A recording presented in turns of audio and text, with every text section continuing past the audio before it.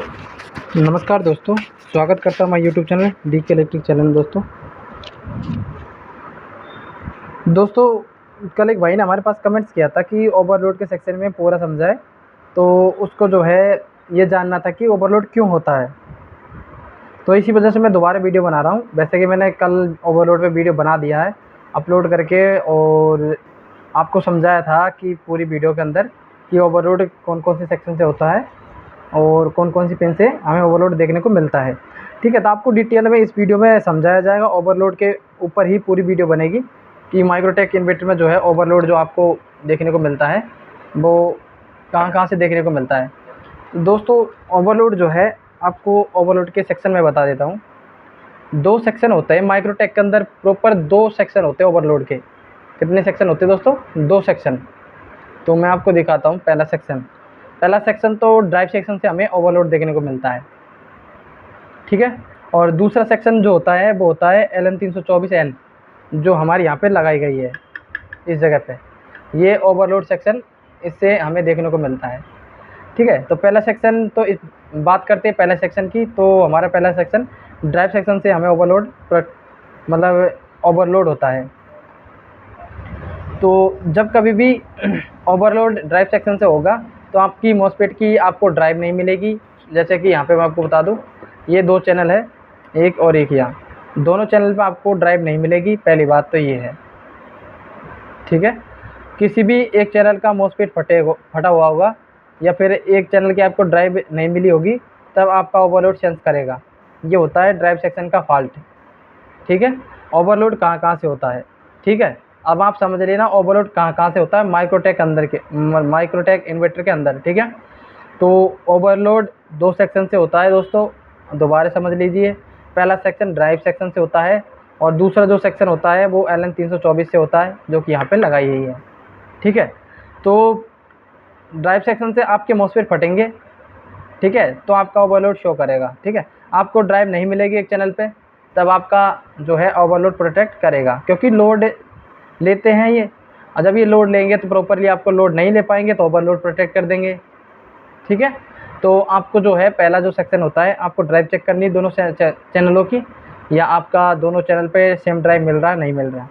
आपको प्रॉपरली जो ड्राइव है 3.5 या 4 वोल्ट के करीब जितना भी आपको यहाँ पे ड्राइव मिल रही है, वो आपको प्रॉपर दोनों चैनल पे सेम मिलनी चाहिए।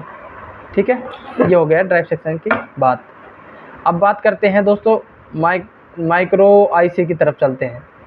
तो दोस्तों ये माइक्रो आईसी है, इसकी माइक्रो कंट्रोलर। तो इसकी बात करते हैं तो दोस्तों इसकी पिन नंबर 27 और 28 जो है, इसकी मॉसफेट की ड्राइव आपको पल्स देखने को मिलती है 27 और 28 से।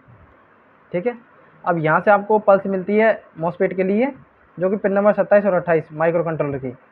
तो अब आपका माइक्रो कंट्रोलर की पिन नंबर 27 और 28 से ओवरलोड प्रोटेक्ट कर रहा है या नहीं कर रहा, ये मैं आपको एक ट्रिक के ज़रिए बताऊंगा, जैसे कि आप देख पाएंगे। तो ऐसे आपको एक आसान तरीका बताऊंगा जिससे जो है आपको कभी भी ओवरलोड की प्रॉब्लम नहीं हो पाएगी, और या फिर आप आसानी से ओवरलोड की जो प्रॉब्लम है उसे आप चुटकियों में सॉल्व कर सकते हो एक तरह से। ठीक है, तो यहाँ पर जो पिन नंबर 27 और 28 ये 2 है, इन्हें हमें यहाँ से मोड़ देनी है। इस तरह से, कुछ इस तरह से हमने इसे मोड़ देना है। यहाँ पे मैं इन दोनों को दोस्तों ठीक से मोड़ना, अगर ये पिन टूट जाएगी तो आपका जो है आईसी ख़राब हो जाएगा और कोई काम का नहीं रहेगा। अब मैं इसको वापस लगा देता हूँ। ये दोस्तों मैंने बहुत पहले इस ट्रिक को समझा था, एक इलेक्ट्रिशियन ने हमें बताया था, तो ये ट्रिक मुझे बहुत अच्छी लगी थी, क्योंकि इससे ये पता लग जाता है कि ओवरलोड जो है इस सेक्शन से हो रहा है या फिर इस सेक्शन से हमें देखने को मिल रहा है। ठीक है, तो हम इन दोनों पिन को बाहर निकालने के बाद में फिर आप जो है सप्लाई दीजिएगा 12 वोल्ट की। ठीक है, अब जब आप सप्लाई देते हो तब भी आपका बीप साउंड का आवाज़ आ रहा है, ओवरलोड प्रोटेक्ट कर रहा है, तब आपका फॉल्ट इससे बनता है। अगर क्योंकि यहाँ से तो हमने ड्राइव का कनेक्शन कट ही कर दिया, तो ड्राइव सेक्शन तो आपकी मतलब आपको यहाँ से ड्राइव मॉसफेट को जाएगी नहीं, और जब मॉसफेट को ड्राइव नहीं जाएगी तो आपको क्लियर पता लग जाएगा कि ओवरलोड का जो फॉल्ट है वो यहाँ से है। ठीक है, तो आपको जो है इस तरह से इस चैनल को क्लियर कर लेना है। अगर आपने इसको मतलब दोनों पिन को बाहर निकाल दिया, उसके बाद में भी आपका ओवरलोड नहीं आ रहा है, तो मतलब आपका ये चैनल से शॉर्ट है, या फिर आपका जो भी यहाँ पे कोई चीज़ लगाई गई है वो मॉसफेट के रिलेटेड जो भी है पल्स जिससे आउट होती है, वो आपको फंक्शन चेक करने होंगे। इसके यहाँ ट्रांजिस्टर लग रहे हैं, ये जो रेसिस्टेंस ये वगैरह लग रही है यहाँ पे पल्स रेसिस्टेंस ट्रांजिस्टर, ये सारी चीज़ें आपको चेक करनी होगी। ठीक है, अगर आपने पिन निकालने के बाद में ओवरलोड कर रहा है, तब तो आप ऑब्वियसली समझ जाओगे कि ओवरलोड कहाँ से मिल रहा है। हमें LM324 से ओवरलोड देखने को मिल रहा है। ठीक है, तो चलिए हम माइक्रो कंट्रोल को फिर से बाहर निकाल लेते हैं, और निकालने के बाद में दोबारा सही करके इसको वापस अंदर लगा देते हैं, ताकि हमारा जो है ख़राब ना हो माइक्रो कंट्रोलर। ये देखिए सीधा करके, तो देखिए मैं आपको बताता हूँ पिन नंबर 1 कहाँ से स्टार्ट होता है। देखो छोटा सा ये कट है, यहाँ पे आपको दिख रहा होगा, ये पिन नंबर 1 होती है। इस जगह से छोटा सा कट जो दिखाई दे रहा है आपको, ठीक है, इससे गिनते हैं एक पिन नंबर 1। यहाँ पे मैं वापस इसको सेट कर देता हूँ। यहाँ पे मैंने इसको लगा दिया है, प्रॉपर तरीके से फिट कर दिया है। अब देखिए ओवरलोड के लिए माइक्रो कंट्रोलर की पिन कौन सी होती है, पिन नंबर 5। हम ओवरलोड के लिए मतलब फंक्शन बनाया गया है, माइक्रोटेक मतलब कंपनी जो है पिन नंबर, जिसने भी इन्वर्टर बनाया उसको पिन नंबर 5 से जो है ओवरलोड प्रोटेक्शन के लिए ब्राइट निकाली है। अब ये LM324 की पिन नंबर कितने से निकलेगी, 8 से।